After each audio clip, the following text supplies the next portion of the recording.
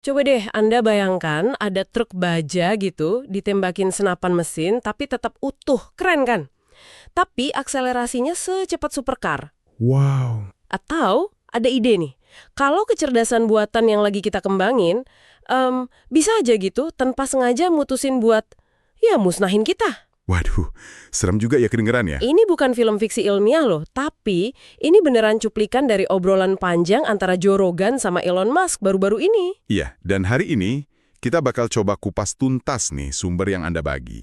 Intisari dari percakapan di Joe Rogan Experience episode nomor 2054 itu. Betul, fokus kita mau nyaring wawasan penting sama detail-detail yang paling menarik dari diskusi mereka yang panjang banget itu.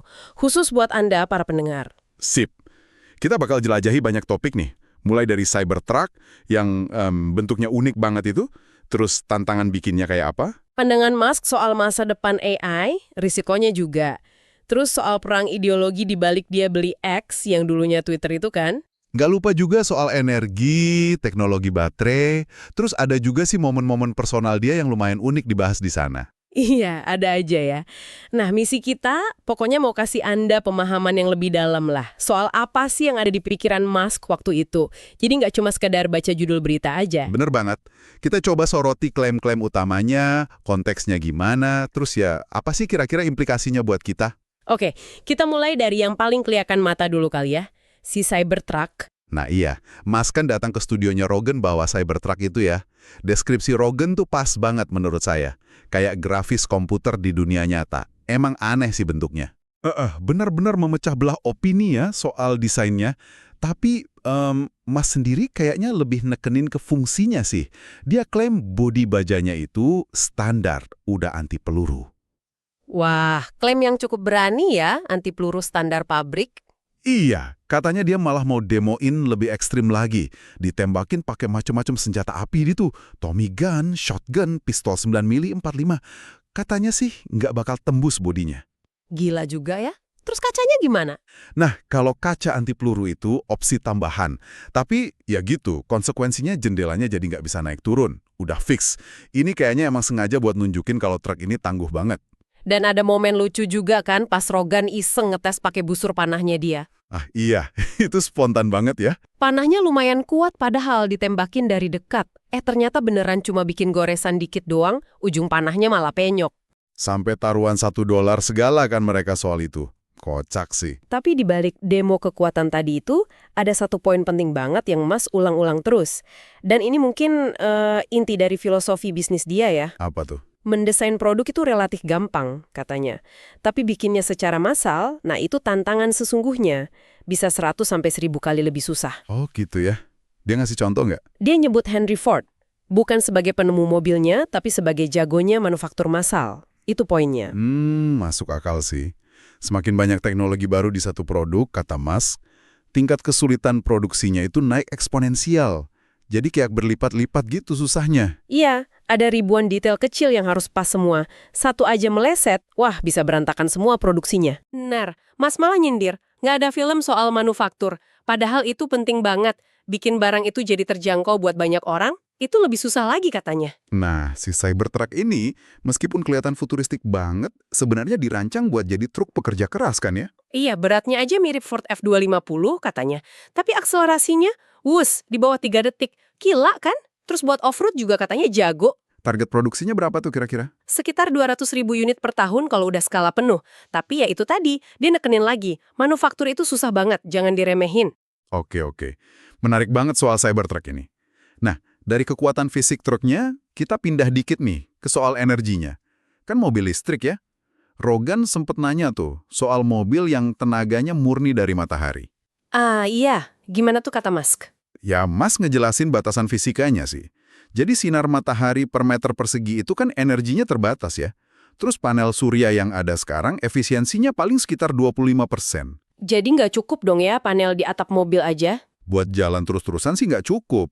Paling cuma nambah jarak tempuh dikit lah beberapa puluh kilometer per hari. Kecuali ya Anda mau bawa panel lipat tambahan yang gede banget gitu. Tapi kalau buat skala yang lebih gede kayak buat rumah atau bahkan negara, dia optimis banget ya? Optimis banget.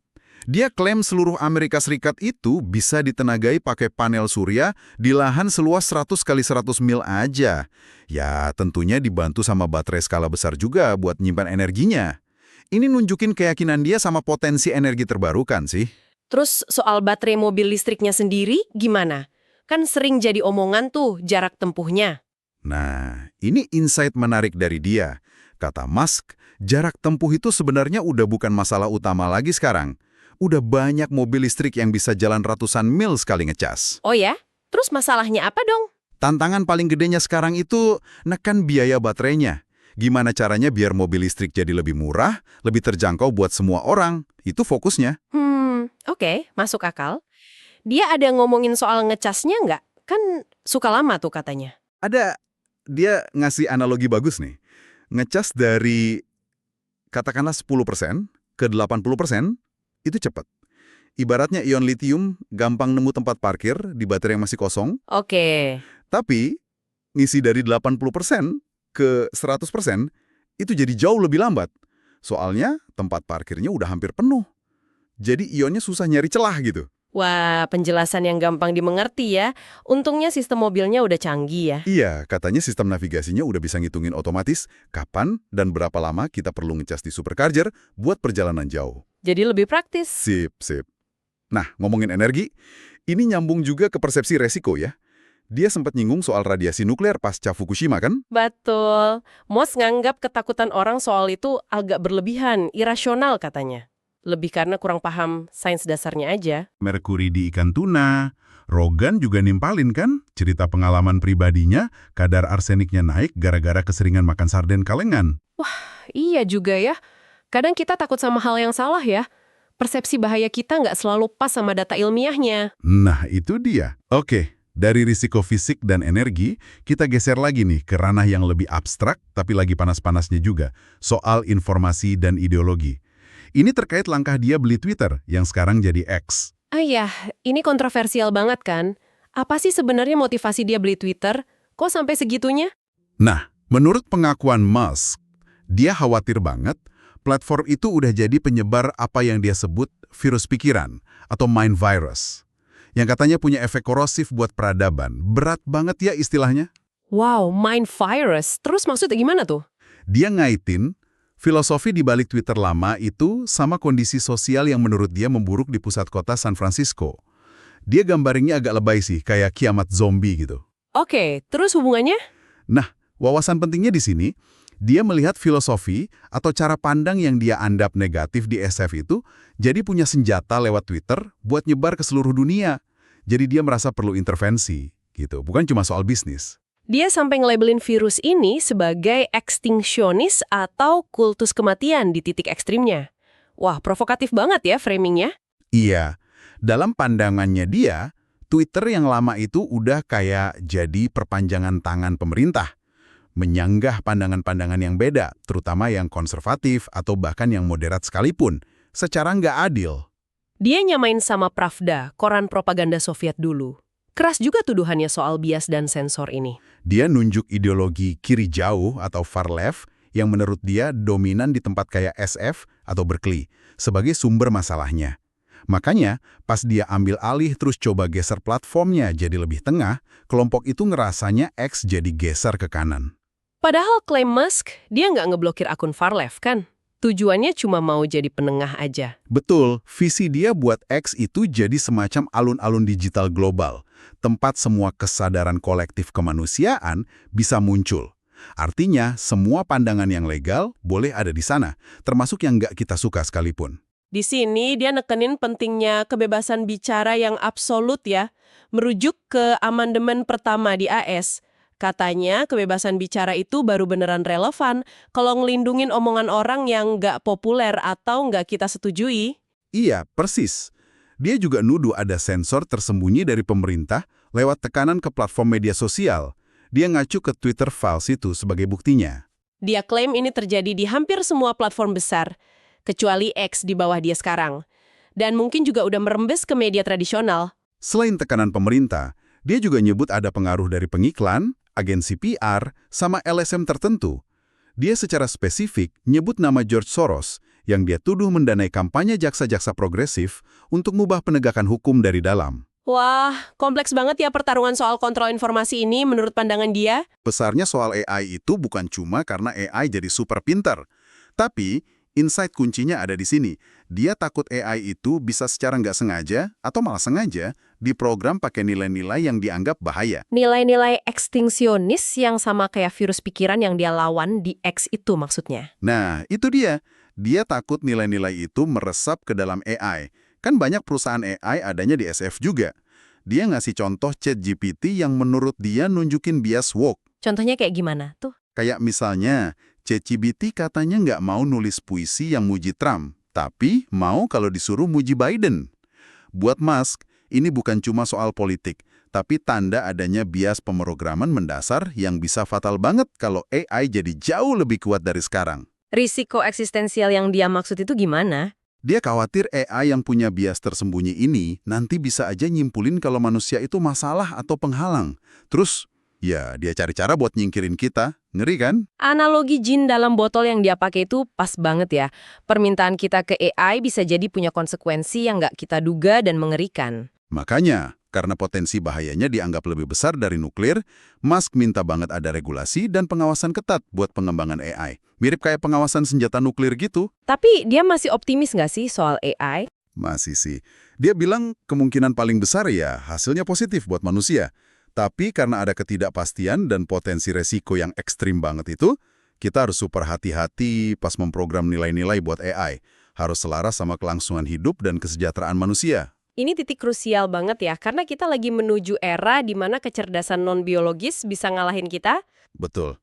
Benar-benar harus dipikirin matang-matang. Wah, cukup berat ya pembahasan soal AI ini. Untungnya nih, di tengah obrolan serius gitu ada juga selipan momen-momen yang lebih personal dan ringan. Ah iya benar. Kayak pas mereka pesan pizza topping nama sama ikan teri. Haha, kombinasi unik banget ya. Iya, aneh tapi nyata. Mas ngaku jarang makan pizza, tapi kayaknya dia nikmatin juga tuh pizza unik itu. Lumayan lah ya jeda sejenak. Sedikit jeda kuliner di tengah obrolan teknologi dan filsafat ya. Itu kan awalnya dari bercandaan di X ya, terus ditanggapin serius sama Zuck. Mas ngusulin tempatnya macam-macam, dari Vegas Octagon sampai Colosseum di Roma. Terus jadi nggak? Nah, menurut versi Mas nih, Zuck terus kayak nyari-nyari alasan buat menghindar gitu. Tapi masih kekeh, tawarannya masih berlaku. Di mana aja, kapan aja, aturan apa aja. Dia pede banget ya.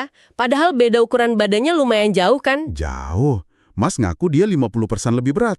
Dia malah bercanda punya jurus andalan namanya Walrus. Jadi, ya nindih lawannya sampai nggak bisa gerak.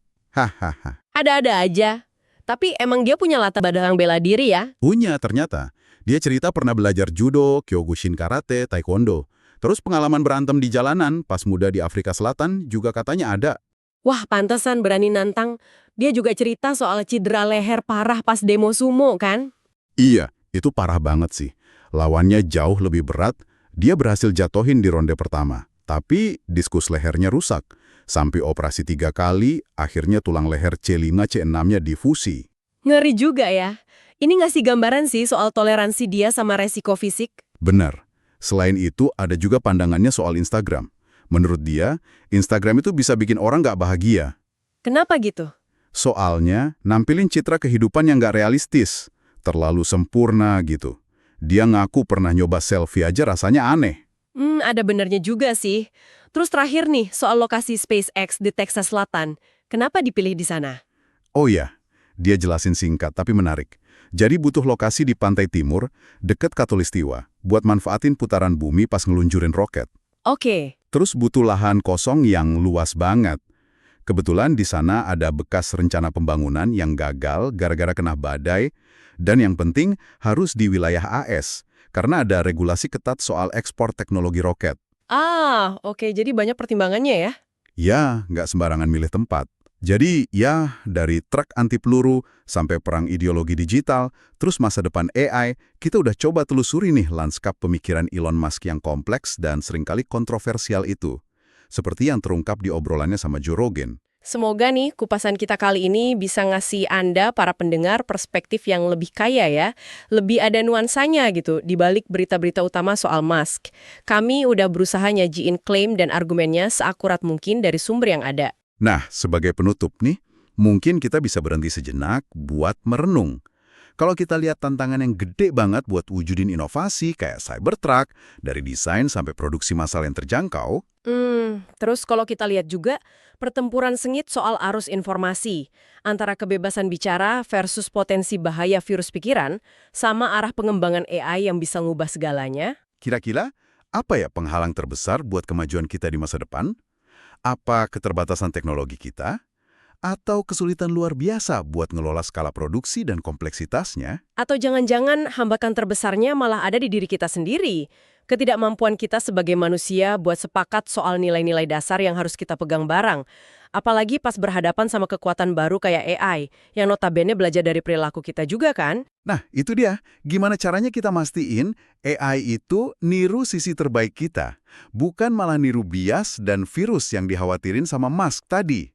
Sesuatu buat Anda pikirkan lebih lanjut mungkin.